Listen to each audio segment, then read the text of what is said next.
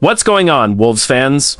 I don't know about you, but it feels like this team is at one of those moments where every little decision could end up shaping the future in a huge way. There's a lot of excitement around what Minnesota is building, but at the same time, there are still some questions hanging over this roster that nobody can ignore. And today, we've actually got two big stories that every Timberwolves fan needs to hear because they say a lot about where this franchise is headed. First, we're going to talk about a situation that could completely change how the Wolves approach the next few months, if things don't go exactly as planned. Even without some of the assets fans usually rely on for blockbuster moves, there's still a fascinating angle developing behind the scenes that could surprise a lot of people. Then, we'll switch gears and revisit one of the biggest what-if stories in Timberwolves history. It's a decision that still gets NBA fans talking all these years later. But was everything really as simple as people make it sound? Or is there a lot more context that changes how we should look back at that era? Trust me, both of these stories are worth discussing, and by the end of this video, I think you'll have a completely different perspective on both the Wolves' future and their past. Before we jump in, if you love talking Timberwolves basketball every single day, do me a quick favor and hit that like button. I'm Henry, and this is Wolves Daily News. The channel is still brand new, and we're trying to reach our first 100 subscribers. So if you're a real Wolves fan and want to be part of this community from the very beginning, subscribe and join us. Now, let's get into today's first story. Because I honestly think this is something a lot of people are overreacting to. Ever since the Timberwolves made the blockbuster move to acquire LaMelo Ball, one concern has come up over and over again. Minnesota simply doesn't have many draft assets left. By making that trade, the Wolves used up what was already a limited collection of future draft capital. Right now, they don't own any outright tradable first-round picks. And the only first-round asset they could realistically include in another deal is the less favorable side of a 2028 pick swap involving both the Timberwolves and the Charlotte Hornets. On the surface, that sounds pretty concerning. There are definitely people around the league who believe Minnesota has gone all in, and I understand why they feel that way. If this experiment with LaMelo Ball doesn't work out, or if another weakness on this roster suddenly becomes impossible to ignore, the Wolves won't have the luxury of throwing multiple first-round picks into a trade package the way some other contenders can. But personally, I still believe bringing in LaMelo Ball was absolutely the right move. This team desperately needed a true point guard who could create offense, push the pace, and make life easier for everyone else. Minnesota identified that need and addressed it with one of the most talented young playmakers in the NBA. That's not something you pass up just because you're afraid of running low on draft picks. Still, there's no denying that this move carries risk. One area that continues to generate discussion is the Timberwolves situation at power forward. If that position becomes a real weakness during the season, President of Basketball Operations Tim Connolly may have to get creative once again. And if there's one thing we've learned about Tim Connolly over the years, it's that you should never assume he's out of options. Think about it for a second. Before this offseason, how many people honestly believed Minnesota had a realistic chance of landing a player like LaMelo Ball? Very few. Even people covering the team closely doubted it could happen. Yet, somehow, Connolly found a way. That's why, even though the Wolves don't have many draft picks left, it doesn't necessarily mean they're stuck. Instead of relying on draft capital, Minnesota still has something that plenty of teams value: young players. The Timberwolves have several intriguing players who are 26 years old or younger, and those players could become valuable trade pieces if the front office decides another move is necessary. Now, before anyone panics, let's be clear. I don't think Anthony Edwards, Jaden McDaniels, or LaMelo Ball are going anywhere.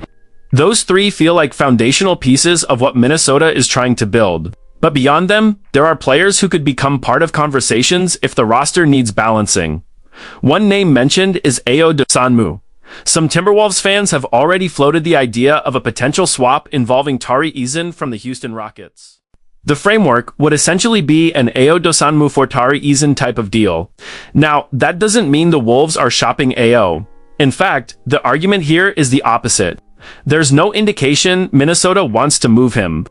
However, if the lack of size or depth at forward becomes a genuine issue, the front office could decide they're comfortable sacrificing some perimeter depth to strengthen the front court. It's the kind of decision that depends entirely on how this roster performs once the season gets underway.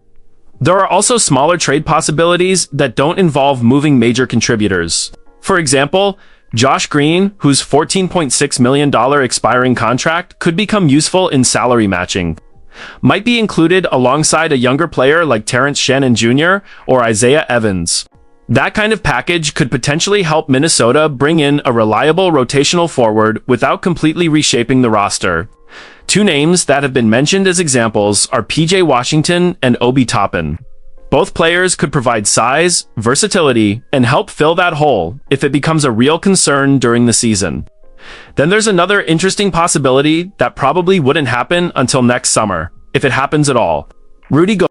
Even though Gobert isn't one of the younger players on the roster anymore, he still has value around the league because of everything he brings defensively. If rookie center Joan Behringer develops quickly and proves capable of handling a much bigger role, Minnesota could eventually explore moving Gobert in exchange for multiple rotation players to improve the team's overall depth. Again, that's not something expected to happen anytime soon. It's simply another avenue the front office could explore depending on how the roster evolves. And honestly, that's the biggest takeaway from this entire discussion. Yes, the Timberwolves don't have many draft picks left. Yes, they pushed a lot of chips into the middle of the table by trading for LaMelo Ball. But that doesn't mean they're trapped. Tim Connolly has consistently shown he's willing to think differently than most executives around the league. And Minnesota still has enough young talent and movable contracts to make player-for-player deals if another need emerges. There's also a very real possibility that none of these conversations even become necessary. Maybe the current roster fits together perfectly. Maybe LaMelo Ball transforms the offense exactly the way everyone hopes. Maybe the concerns at power forward never become serious enough to require another move. If that's how things play out, Wolves fans won't care how many draft picks the team has left. Because the ultimate goal isn't to win the trade asset rankings. It's to build a roster capable of competing for a championship. Now, let's move on to the second story, because this one takes us back to one of the biggest what-ifs in Timberwolves history. It's a debate that never seems to disappear, especially whenever Stephen Curry reminds everyone why he's one of the greatest players to ever play the game. A lot of fans still look back at the 2009 NBA draft and wonder what could have been if Minnesota had simply selected Curry instead of going in another direction.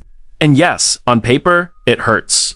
Watching one of the greatest shooters in basketball history become a dynasty-changing superstar while knowing the Timberwolves passed on him not once, but twice, will always sting. But the argument made here is actually pretty interesting. The reality is that even if Stephen Curry had been drafted by Minnesota, there's no guarantee his career would have unfolded the same way. At that time, the Timberwolves organization was dealing with problems far beyond the roster itself. For starters, Kevin Love was constantly battling injuries. One of the most infamous moments came in October of 2012, when Love fractured his right hand while doing knuckle push-ups. Then, after rushing back from surgery, he refractured that same hand in January, ultimately requiring season-ending surgery once again. Those setbacks became symbolic of how frustrating that era was for the franchise. But the injuries weren't even the biggest issue. The front office, led by former general manager David Kahn, made one questionable decision after another. Everyone remembers passing on Stephen Curry twice, but that was only part of the story. In the 2010 NBA draft, Kahn selected Wesley Johnson with the 4th overall pick, a move that never came close to producing the impact Minnesota hoped for. Then, in the 2011 NBA draft, he selected Derek Williams with the 2nd overall pick. Another choice that failed to become the franchise-changing move the organization desperately needed. Those draft misses piled up quickly and prevented the Timberwolves from building sustainable momentum around Kevin Love, and it didn't stop there. Kahn also traded for Darko Milicic, a player widely regarded as one of the biggest draft busts in NBA history. After acquiring him, Minnesota doubled down by signing Darko to a 4-year, $20 million contract during the summer of 2010. Looking back, that decision became another example of the front office's inability to maximize the team's resources. Then came the contract situation involving Kevin Love. Instead of offering Love the full 5-year maximum contract, David Kahn only offered him a 4-year deal. The reasoning was that Minnesota wanted to preserve the second designated maximum contract slot for Ricky Rubio, That decision created even more tension between Love and the organization. Eventually, David Kahn was fired after the 2012 through 2013 season. But by then, much of the damage had already been done. Following the 2013 through 2014 season, Kevin Love officially requested a trade, leading to his departure for the Cleveland Cavaliers. When you put all of those pieces together, you begin to understand why simply drafting Stephen Curry wouldn't necessarily have changed everything. The organization was struggling in almost every area. There were questions about roster construction. There was a poor schematic fit. The training staff was viewed as overwhelmed. The team cycled through multiple head coaches. The front office continued making costly mistakes. That's an incredibly difficult environment for any young superstar to overcome. In fact, the argument is that if Curry had been drafted by Minnesota, there's a realistic chance he eventually would have grown frustrated himself and asked out, just as Kevin Love eventually did.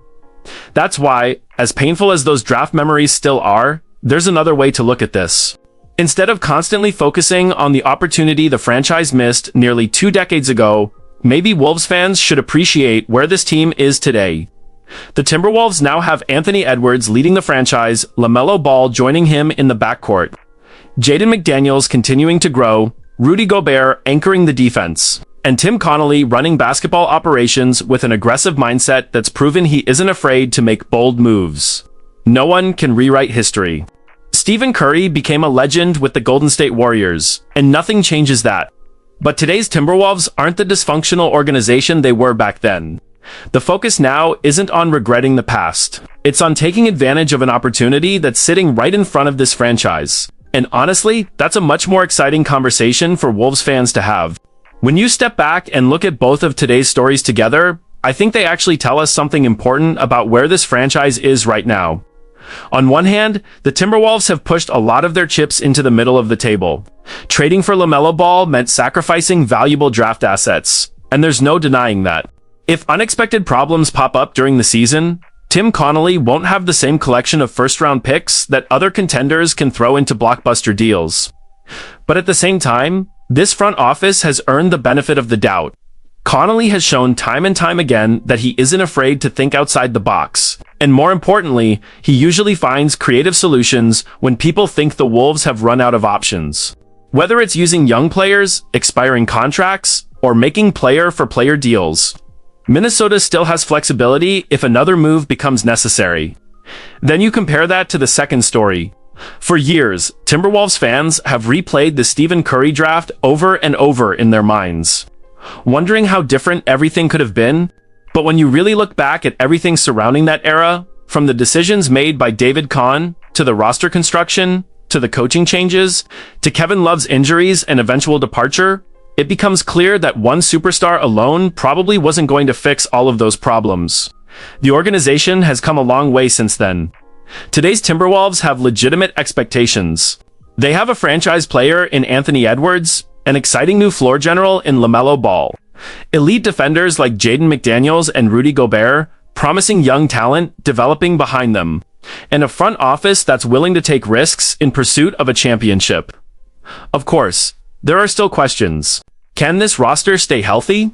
Will the power forward position become a real weakness? Will another trade eventually be necessary? Those are all fair concerns, and they're questions that only the season can answer. But for the first time in a long time, it feels like Wolves fans are spending more time talking about championship possibilities than rebuilding plans. And honestly, that's a pretty good place to be. We're finally talking about a franchise that's trying to win now instead of constantly wondering what went wrong years ago. Let's hope this group proves that all the bold decisions Minnesota has made will be worth it. If you enjoyed today's discussion, don't forget to leave a like because it really helps the channel grow. And I want to hear from you in the comments. Do you think the Timberwolves still have enough assets to make another big trade if they need one? And do you agree that drafting Stephen Curry wouldn't have completely changed Minnesota's history? Or do you think everything would have been different? Let's get that conversation going below because I know Wolves fans have strong opinions on both of these topics. And if you're new here, subscribe to Wolves Daily News. The channel is still brand new, and we're working toward our first 100 subscribers. If you truly believe in the future of this team and want to be part of this community from the very beginning, we'd love to have you with us. Thanks so much for watching, stay safe, and as always, go Wolves!